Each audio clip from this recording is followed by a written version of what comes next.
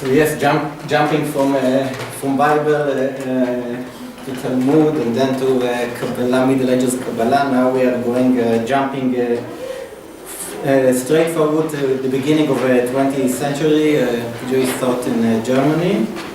The title of my presentation is a quote, a paraphrase on a book in philosophy that was written, dedicated to the question of the unconscious, das Unbewusste in German. And my current research deals with the use of how Franz Rosenzweig in The Star of Redemption uses this concept. So in my presentation I will present the use of the term the unconscious in The Star of Redemption. It was written in 1921. The term appears several times in The Star in different contexts and has not been profoundly discussed. Rosenzweig in The Star does not present a systematic theoretical use of the term and does not offer a discussion on his own understanding of the term. However, he uses the unconscious in his critique of the 19th century German idealist philosophical tradition, mostly preliminary against Hegel, as we know, and in his discussion on the experience of revelation. I will present here the manner in which Rosenzweig uses the unconscious and portray possible influences on his understanding of the term. The unconscious is perhaps one of the most challenging and neglected concepts in the field of philosophy of religion in general and in Jewish thought in particular. Philosophers of religion often avoid engaging with this problematic concept since the risk of using it may exceed the benefit. How can we know something about a thing that is at its essence unknown? This was Nietzsche's response to the success of Edward von Hartmann's Philosophy of the Unconscious, published in 1869. The caution around using this term stems from the concern of performing psychological reduction to faith and consider it only as a mental phenomenon. Zizek in our time formulated it following Lacan with the question, and what if God is the unconscious? In the field of ethics, there is an assumption that if there is a position underlying our behavior, there are motives that we are not aware of and that we cannot control, which is a problematic position. It releases us from being fully responsible for our actions. Psychologists of religion, on the other hand, and especially schools of thought that develop after Jung, do not refrain from using the term. It was Freud, of course, after struggle, placed the unconscious within the realm of science.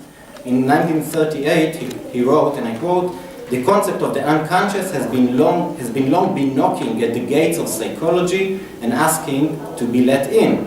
Philosophy and literature have often toyed with it, but science could find no use of it." End of quote. For Freud, any philosophical position that denies the ontology of the unconscious is, in his words, simply absurd. In my opinion, Rosenzweig in The Star not only felt the need to refer to the term, but he also uses it according to his needs. And you can see in source number 1, I brought you a quote from his diary. I'm sorry that it's only the original in German and the Hebrew translation. I'm not sure if there is an English one or a Russian. And I elaborated more on that in my doctorate dissertation. Rosenzweig was familiar with some of Freud's works and he refers to them in his diaries, as you can see. But in The Star, he does not use the term with its Freudian meaning. My assumption is that Rosenzweig used the unconscious is influenced mainly by Schelling and to some extent by Goethe and Nietzsche. These thinkers share the common approach that the unconscious ex negativo is not the lack of awareness, as some philosophers of enlightenment have thought, like Descartes, Locke, and Jung, or some kind of indirect recognition, like Leibniz and Kant. Those are the philosophical, superficial, let's say, philosophical understanding of the unconscious that we are capable of processing unconsciously lots of different sources of information. However, the unconscious is distinct in regard to itself as a psychological sphere or a dynamic within the self. Schelling influence in that subject is reflected in Rosenzweig's attribution to the unconscious as a metaphysical feature. In his discussion on revelation, there is a use of the unconscious as a psychological domain that involves the readiness or innate potential to hear the word of God. Goethe influence is mirrored in Rosenzweig's discussion in the second part of the Star, where he described the unconscious evolving of the work of art that is being created by the genius artist. I believe Rosenzweig was influenced by Nietzsche in his description of the interior struggles that are occurring in the self during and after revelation. In addition, Rosenzweig, like Nietzsche, avoids offering a well-defined and absolute description of the unconscious. Naturally, there are considerable differences between the thinkers in the use of the term. For example, for Nietzsche, the instinctual struggle in unconscious play an essential role as a constructive power within the frame of the will to power, whereas the instinctual struggle, according to Rosenzweig, involves the openness of the self in revelation and does not receive the status of a constructive power. Now I will start with I will present here two ways in which the unconscious appears in the Star, and this is the first use of this term in the Star. It appears in the criticism of the German idealistic philosophical tradition and expanding the concept of the self. In the introduction for the first part of the Star, in a paragraph that deals with the rejecting totality, Allheit in German, and the refutation of the unity of thinking, write Rosenzweig, and this is source number 2. A successful rebellion against the totality of the world signifies at the same time a refutation of the unity of thinking. He who questions the totality of being, as is the case here, refutes the unity of thinking. He who does this throws the gauntlet to the whole vulnerable brotherhood of philosophers from Jona to Jena. The will, freedom, the unconscious were in a position to do what reason could not do, rule over a world of chance. Rosenzweig's criticism of the 19th century German idealistic philosophical tradition is well known. He viewed himself as the founder of a new thinking, in German das neue Denken, that should replace the old idealistic approach. He challenged the philosophical attempt of employing the idealistic method as a mean to know reality as a whole, enriching the essence of things by logic and reason alone. The idea of that we can know reality by logic alone. So in Rosenzweig, the logic unites thought about reality, but it will not, but not reality as it is, not reality for itself. Rosenzweig was aware that he was not a pioneer to criticizing the idealistic philosophical tradition, but he saw himself as an associate to a philosophical trend that started with the thought of Schopenhauer, Kierkegaard, and Nietzsche. Those philosophers, each one in his own way, have contributed his share to this general understanding that the human being could not be characterized in a unitary form. For example, Kant constructed the situation of man on the basis of moral reason alone, yes, each one of us as a moral agent, or Hegel with the absolute spirit. According to Rosenzweig, Schopenhauer opposed Hegel when he asked about the value of the world and men and not about their essence. This is how Schopenhauer tried to form a humanistic philosophical system instead of a general scientific one, says Rosenzweig in The Star.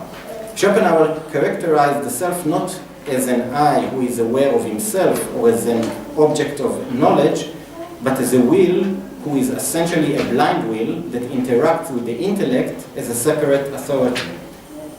Kierkegaard argued against Hegel's approach that the individual consciousness of sin and redemption cannot and should not dissolute into the cosmos, in Rosenzweig's words. This consciousness cannot be reduced and be understood as a general phenomenon. In this way, Kierkegaard undermined Hegel's solid rational definition of man. Rosenzweig writes of Nietzsche as, and I quote, "The first real man among the philosophers was also the first to see God face to face. writing in the Star, page 25. In Rosenzweig eyes, Nietzsche, atheism refutes God on the basis of a certain recognition of God's freedom and on the man's unconscious will to obtain this ultimate freedom. These two aspects essentially contradict the totalitarian approach in philosophy. In short, in Rosenzweig's eyes, freedom, will, and the unconscious are indicating the necessity of expanding the frame of discussion in regard to the situation of man and the world. The unconscious is assisting him in his claims against the approach that distinguishes between the thought and the essence. Rosenzweig claims that it is a mistake to assume that knowing the thought is the recognition of the self. The self comprises deeper layers. This is a quote, source number 3. The self is more than will, more than being. It is a defiance that abstraction of free will takes shape. This is an end of quote.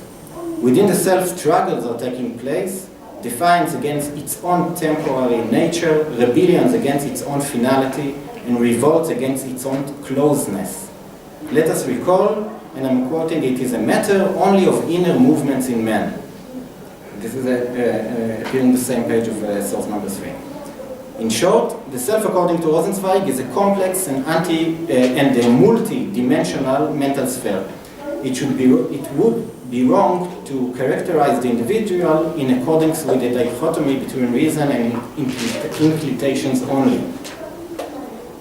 Rosenzweig's striving against the idealistic thinking of the all is not composed only of negation, but is expanded to a critique against philosophical and religious approaches that are not aware of revelation or denies it. In his approach, there is a need for a new categorical system that will accommodate the philosophical, theological experience that is revealed in light of the openness of the self and the experience of revelation. In my opinion, Rosenzweig uses the unconscious in his critique of the unified human image of the idealistic approach. The unconscious is present in his description of different processes that are taking place within the self, the inversion of the free will to defiance and the inversion of defiance to modesty. Following this, I would like to offer the assumption that the unconscious is playing a role also in his description of the experience of revelation. According to Rosenzweig, although revelation is based on recognition, it cannot be perceived by the intellect alone. Revelation involves divine grace, and as such, it is a spiritual experience, one that combines philosophical recognition and theological faith. Following this comes the question, what is the role that the unconscious plays in revelation, and what is the relationship between the spiritual experience and the unconscious? So now I will present the second view of the unconscious in the star. And the second view of this concept, the unconscious, is for setting the boundaries of dialogue in revelation. There is a consensus among scholars that revelation is the heart of the star, and it is at the center of the philosophical system offered by Rosenzweig. Revelation is orientation, which defines the relationship between God and man and determines man's position in the universe. The discussions about revelation are rich and complex. Revelation is an event and a feeling at the same time. On the one hand, Rosenzweig presents revelation as an objective fact, and on the other hand, as a subjective experience. Revelation as an experience, as Rosenzweig is, and I'm quoting source number 4, the opening up of something locked, end of quote. Revelation does not depend on previous revelations and has no content. On the other hand, revelation is an event that involves an active dialogue. This is again source number 4. It can be nothing other than the self-negation of a merely mute essence by a word uttered out loud. End of quote. The authentic expression of revelation is the love of God. And says Rosenzweig, I'm reading source number 5, to man, he is the other pole of revelation. Upon him the divine love pours forth. How does he make himself ready to receive it? He must prepare himself. He must also, in his enclosed enclosedness, Geschlossenheit in German, begin to open up in order to learn to hear God's word. End of quote. In his description of the experience of revelation, he writes that the openness to God's love conveys shame and sense of guilt. The soul realizes that until this moment, she lived a closed life, blind to God's love. However, this insight does not rise beyond the unconscious to the conscious self, until the soul admits its weakness with the reply, and I'm quoting, "I have sinned." End of quote. The sin is not a moral one, but rather a sin of enclosedness and indifference of the soul to the ongoing God's love. This raises two questions, which their answer, in my opinion, can be given by analyzing Rosenzweig's use of the unconscious in his description of the experience of revelation. One central question that is known in the research literature is, does the openness of the self occur under the influence of hearing God's words, or does man have the capability to prepare himself for hearing God and becoming aware of his love? In other words, is revelation the openness of the self for itself, or rather the openness for the self is a precondition that must occur before revelation taking place? According to Dagan, there was a particular event or series of events in the life of Rosenzweig that woke him up. Dagan claims that the star was written following these events. In my opinion, Dagan's approach supports the position, which is also the common position in the Bible, that revelation is an event involving openness, but the openness for itself is not a condition for revelation to occur. Namely, teaching oneself how to prepare for the revelation is not possible, or at least not known. In contrast to this position, Santner, he is the first one to make this connection between Rosenzweig and Freud in his psychotheology of present daily life. Santner claims that the openness of the self is revelation itself. The moment that we are open, we can consider it as revelation according to Rosenzweig. Santner is basing his argument mostly on Rosenzweig's Gernzel of Star of Redemption. According to Amir, Rosenzweig not conclusive about this question, and I think Amir is my own private impression that Amir is right. Another question that has not been asked in the research literature is, what is the relationship between experience of God love in Revelation and the actual hearing of the commandment to love? I will, and the relationship between mitzvah and law. I will go a little bit further because of the time. To source number 6, which described this particular moment of a process in the unconscious. I'm quoting, so the confusion of the lover is at once changed into a lie, and it is only right and also a sign that shows how deeply all this occurred in the unconscious.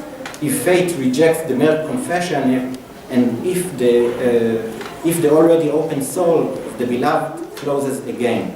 The lover really speaks only in the form of demand of love and not in that of the confession. End of quote.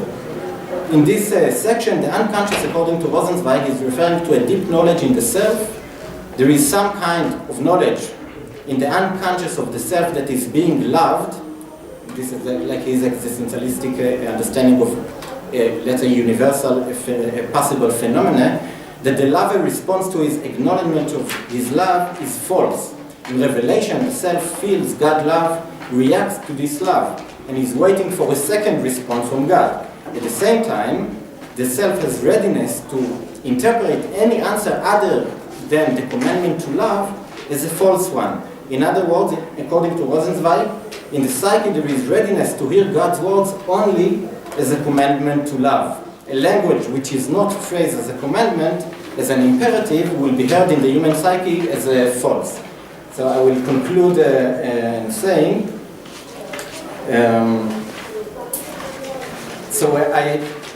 I'm sorry that I was maybe a little bit, my presentation needed a few more minutes, but I will conclude what I wanted to present here. Mostly the two uses of the unconscious. The first one in his way how he criticized German idealistic philosophical tradition, and the second one, which can be seen as a readiness that exists in each one of a person in the process of revelation. In explicit world may research support the claim that we should not recognize Rosenzweig revelation as a dialogue, rather as an existential event which cannot be fully expressed in words. Thank you. Thank you very much. Please, questions, notes? Yes. Thanks for your paper. So, about the term totality in German, you said it was how? Allheit. Yeah, doesn't it have the connotations of being of healing? Of? Healing. Isn't it the same root? So I wonder if the Rosenzweig uses the term in a more close to shalom, basically, you know, to being complete, to be healed. I will just suggest. Okay, thank you for the question. I think it's what I wanted to show, and what it is also known, Allheit in the eyes of Rosenzweig, or this way of perceive the world in a unitary form, is a wrong way. So the Allheit perception of the world use Erkenntnis, recognition, perception, and Rosenzweig want to shift from knowing what we can know to experiencing, from Erkenntnis in German to Erlebnis. So in that sense, Allheit in Rosenzweig language will be a negative concept, and this critique of the concept, the critique of this concept appear already in Hermann Cohen, Religion of Reason, when he's showing the advantages of Allheit within the Kantian ethics, but again he also tried to fix it and improve it, and to show the disadvantages of generalization, of seeing the person as a moral agent and not as an individual. So Allheit will place each one of us only as a representative of humanity as a whole, but not as an individual. Okay. More questions? Excuse me, can you repeat? Yes, first of all, I just wanted to thank you for this very interesting paper. And secondly, I find that when we talk with this scheme, we usually say the first stage is bad, false, that when the soul wakens up, it negates itself and is unconscious.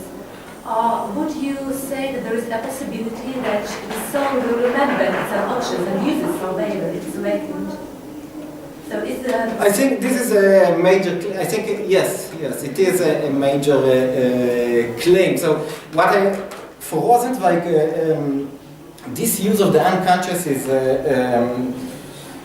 interesting. But it shows how conservative thinker is. On one hand, the revelation is going back to the understanding of revelation as it appears in tradition on Mount Sinai. Revelation is only an imperative. It is not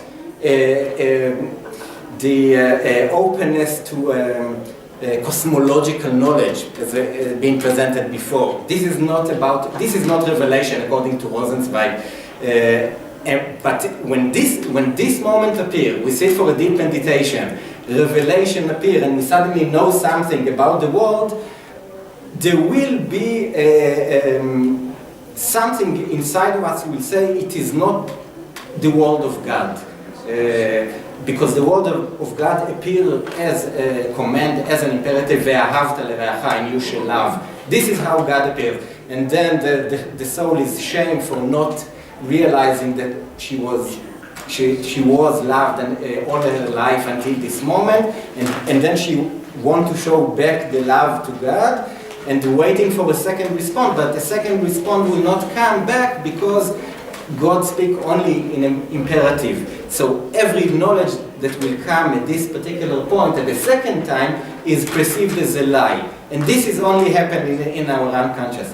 But going back to your question, like if we take this claim or this understanding, we can see like the secular, or according to Rosenzweig, this enlightenment times, or that we are a secular time that we live in, have this potential of real revelation. Each one of us has the potential of real revelation. I think this is an important saying, like making the revelation possible again, achieving orientation of the relationship between God and the world, man and God and man, the course of revelation, God and the world, the course of creation, and man and the world is in the course of redemption, as you know the structure of this thing. Actually, what he says reminds me about the beginning of Confessiones of Augustine. God orders us to love Him, and He punishes us for not loving Him, but we do not love Him. There are too many obstacles. Yes, that's very, very interesting. For Rosenzweig, God will not be perceived as a punisher. He will. This is not his. But from the field, history proved the rightness of Augustine versus Rosenzweig. At the same time, as far as I understand, Rosenzweig was interested in Augustine in some way. The project of the star, we know, is ending the polemic, apologetic discourse between Judaism and Christianity. This is the where Judaism is the core, is the fire, and Christianity the ray of light that spreads the fire. This Hegelian notion of the messianic purpose of Christianity is acknowledged and sees in a positive eyes in Rosenzweig Star of Redemption, and that's why it fits here. And this is, he saw himself as the first one to end this polemic non-dialogue between Judaism and Christianity. At his time, Aaron Cohen and Lerbeck, they were still bound to the Middle Ages discourse between Judaism and Christianity. And Buber and Rosenzweig were obviously working together and sharing the idea. But then all this attempt to make Christianity close to Judaism, and to expose Jewish people as a crucified Jesus, ended up with various attempts to prove that Christianity is something secondary and something, well, the manifestation of Paulinism. Manifestation of Paulinism, which is non-true, which is Hegelian, which fights against, which substitutes God that loves humankind with God that is totally indifferent towards every human being, and which uses humankind for his own purposes, like in the smartness of reason, Hegelian smartness of reason. Buber was taking it to Paul, the letters of Paul. Never mind. I think it wasn't like in his own words, Judaism and Christianity are two sides of the truth. They need each other, the same as philosophy need theology, the same as love and death. And is it possible to make two sides equal? That's an image. I don't think they're equal in Rosenzweig. It still there is a priority to Judaism, yes, but still there are two sides, two parts of the truth that need each other. The meta-historic Judaism is not capable in Rosenzweig eyes, and you see many critics for that, is not capable of completing the redemption. We would say perhaps that the relationship between in dialogue are not symmetrical, so it's not equality, it's something more complex. Complex, yes. Thank you so much for your interesting presentation. Thank you very much.